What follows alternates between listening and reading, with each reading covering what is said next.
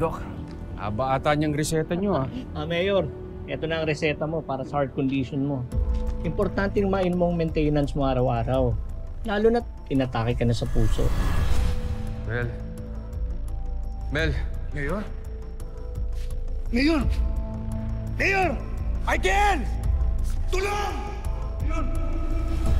Sabi nga nila, ang sakit sa puso, ang isa sa pinaka-traidor na sakit. Eh, totoo naman yan, Dok. Kaya this time, makikinig ako sa payo mo. Tsaka nga pala, yung lagi kong binibilin sa'yo, Mayor. Bawasan nyo rin ang pagtatrabaho. Tsaka ang stress. Eh, napakasipag nyo, Mayor eh. Kaya nga bilib ako sa inyo. Kaya lang sana, alagaan mo rin ang kalusugan mo.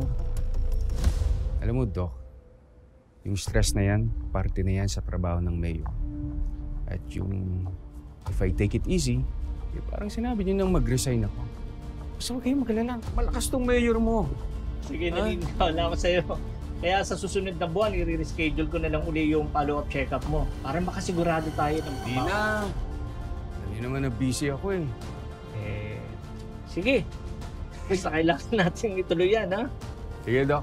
Thank you, ha. Maraming salamat, Mayor. Hindi, tatawagan kayo ng sekretary ko. Mag-ingat po kayo, Mayor.